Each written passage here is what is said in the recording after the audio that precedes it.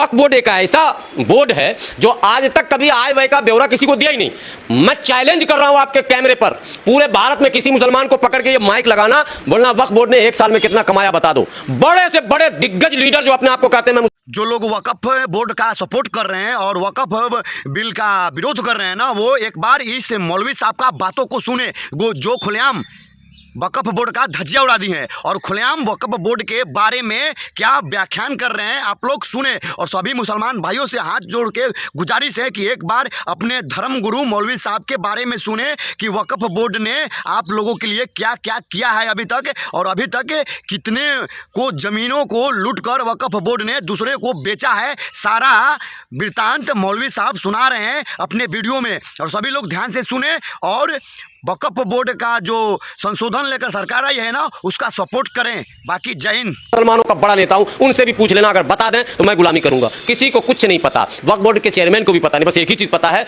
कौन सा top 3 side 2 side plot है वक्फ बोर्ड का, उसको कैसे घोटाला करके दाएं बाएं किया जाए, बनिया को बेचा जाए, ब्राह्मण को बेचा जाए, सरकार के मंत्री और सांसद को बेचा जाए, ताकि बड़ी रकम लेकर अपना उल्लू सीधा किया जाए। और आपको यकीन नहीं होगा, वक्फ बोर्ड के अब तक जितने भी चेयरमैन भारत में हुए हैं अलग अलग राज्यों में, आप उनकी संपत्ति का अगर ब्यौरा निकाल लोगे तो किसी का 100 गुना, किसी का 50 गुना संपत्ति बढ़ गया। कहाँ आसमान से टपका है। गुलाम सरवर भी तो रोड पे है, आप भी तो हो। हम लोग को क्यों नहीं पैसे आ रहे हैं भाई? हम लोग को तो बीड़ी सिगरेट चाय के पैसे नहीं मिलते।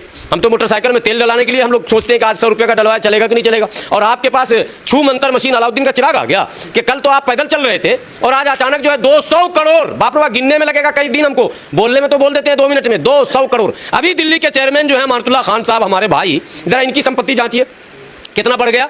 तो सवाल न पूछे यार, मुसलमान हो, सच बोलने से डरोगे, सवाल न पूछोगे। अपने लोगों को बचाने में हम झूठ पर झूठ बोलते चले जाएं, और सरकार अगर कुछ लाए विधेयक तो हम विरोध करने लगे। इसलिए मैं चाहता हूं कि सरकार प्रस्ताव लाए, लेकिन सरकार के प्रस्ताव लाने से पहले मुस्लिम संगठनों को चाहिए था कि मसौदा खुद दे देता, लेकिन मसौदा हमने दिया ही नहीं। चिंतन नहीं हमारे पास, हम कभी अपने समाज के बारे में सोचते नहीं। अगर हम सोचते कि गुलाम सरवर यार वक्फ बोर्ड में बड़ी लूट हो रही, किसी ने बेचारे ने, हमारे बाप दादा परदादा को, हमारे पूर्वजों ने दान दिया था ये सोचकर के गरीब मुसलमान बच्चे, यतीम, बेवा, उसका कुछ भला हो जाएगा। आपने किसी को आज तक किसी का भला नहीं किया, लूट हो रहा, यार एक प्लान बनाया जाए। कोई एक्शन प्लान, रोड मैप कुछ है ये नहीं है संगठन के पास। ITO पे जमीयतुल उलमा हिंद का ऑफिस देखा आपने, वक्फ बोर्ड का है। तो आप तो वक्फ बोर्ड के 3 साइड 2 साइड लूट रहे हैं, ठीक है, अरबों खरबों की संपत्ति होगी वो जो लोकेशन है, और गरीब को तो कुछ मिला नहीं। अब जब विधेयक आ रहा था आप उछल रहे हैं, मतलब आगे भी लूटने की मंशा आपकी है। एक मेरे साथ जो घटना घटी मैं उसको भी शेयर कर दूं। प्रतापगढ़ जिला उत्तर प्रदेश में है, वहाँ एक मस्जिद है, उस मस्जिद का डिस्प्यूट आया मेरे पास कि भैया ऐसे ऐसे जो है डिस्प्यूट है मस्जिद में, और मुतवल्ली जो है जिसको होना चाहिए, यानी डॉक्यूमेंटल जो जिसको होना चाहिए वो मुतवल्ली ना होकर कोई दूसरा उस पर कब्जा किए हुआ। मैं उस फाइल को जब लेकर आगे बढ़ा, लखनऊ गया, तो पता ये चला कि जिस डेट में मुतवल्ली नियुक्त किया गया जिस व्यक्ति को, वो व्यक्ति उससे पहले मर चुका था। मतलब समझ में आई कि नहीं आई आप लोग को? यानी आज 5 अगस्त है, आज जिसको हम मुतवल्ली नियुक्त कर रहे हैं वो ऑलरेडी 2-4 महीना पहले मर चुका। कितना बड़ा करप्शन है कि मरा हुआ आदमी भी मुतवल्ली, और जो वाकई उसका हकदार है, डॉक्यूमेंट जिसके पक्ष में है, वो सड़क पर घूम रहा। ये तो लूट और खसोट हो रहा वक्फ बोर्ड में। और जब सारा प्रक्रिया कोर्ट का पूरा कर लिया, फाइल चेयरमैन के पास आ गया, तो हमें ये खबर दी गई कि 1.5 लाख रुपया चेयरमैन साहब को चढ़ावा चढ़ाइएगा, आपके फेवर में कर देंगे। आप सोचिए कि गुलाम सरवर जैसे चेहरे को तो वहां दौड़ा दिया, 1.5 लाख मांग लिया, बाकियों का क्या हाल होता होगा। आरोप ये है ना कि सरकार की संपत्ति पे नजर है, जो वक्फ बोर्ड की लगाते रहिए आरोप। जब हमने गलत कर दिया, हमने अपने बेटे को सही नहीं पाला, वो चोर डकैत बन गया, तो अब तो भुगतेंगे ना हम। नजर हमेशा उल्टा आरोप, सरकार की नजर सही नहीं है। तुम्हारी जब तुम्हारा किरदार सही नहीं है, तुम्हारा कैरेक्टर सही नहीं है, तुम्हारा जो काम सही नहीं है, जब हम खुद ईमानदार नहीं है, तो सबके सोच पर और सबके नियत पर हम सवाल उठा क्या फायदा। हमें पता है योगी जी मुसलमानों के लिए अच्छा नहीं सोच सकते, हमें पता है मोदी जी अच्छा नहीं सोच सकते, मतलब क्या?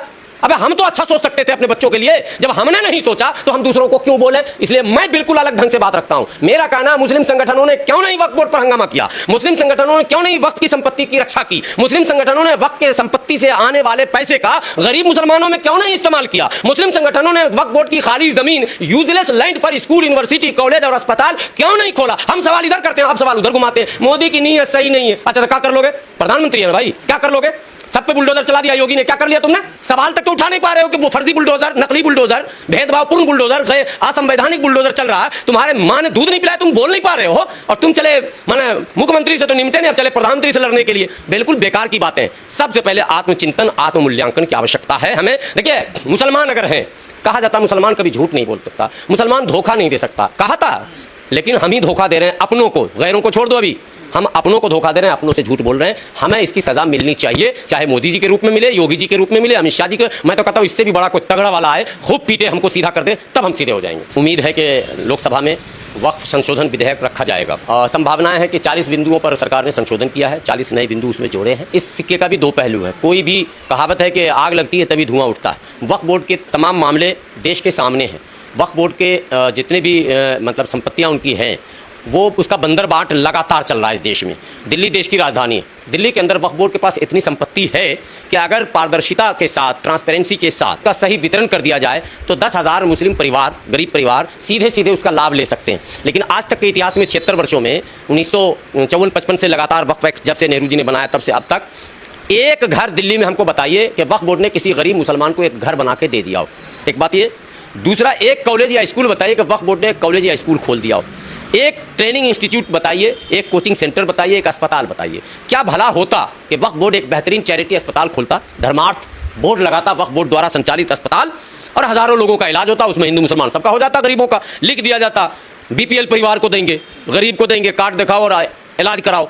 मज़ा आता, मैसेज जाता, कोई विरोध नहीं करता। एक मैसेज ये भी जाता कि मुसलमानों ने दान किया, लाभ पूरा देश उठा रहा। ना तो वो आप वो कर सके, ना तो ये स्पेशली जो मुस्लिम बहुल क्षेत्र है, जैसे ओखला है, मुस्तफ़ाबाद है, सीलमपुर है, कहीं है, आपने कहीं कोई अस्पताल स्कूल नहीं खोला। ये कितना हास्यास्पद है कि अरबों की संपत्ति आपके पास है, उसके बाद आप कुछ भी नहीं कर पा रहे। अब आखिरी बात सुनिए, हैरानी होगी। वक्फ बोर्ड में बहुत सारी मस्जिदें, मस्जिद के इमाम को तनख्वाह दिया जाता, 6-6 महीने 8-8 महीने तनख्वाह नहीं देते, और ये कहते हैं कि सरकार ग्रांट देगी तब तनख्वाह मिलेगा। सरकार आपको ग्रांट देगी, और जो वो टैक्स, जो किराया और जो पैसे वसूली हो रहे हैं वो कहाँ जा रहा?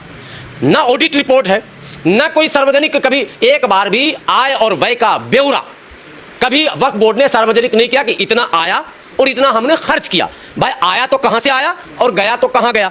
हर मस्जिद कमेटी में, मदरसे कमेटी में ये सिस्टम है हमारे यहाँ कि महीने में या हफ्ते में आमदनी और खर्च का बोर्ड लग जाता। तमाम मस्जिदों में हमारे यहाँ सिस्टम है कि भाई इतना आमदनी हुआ, इतना खर्च हुआ, इतना बचा है या माइनस है या जो भी है वो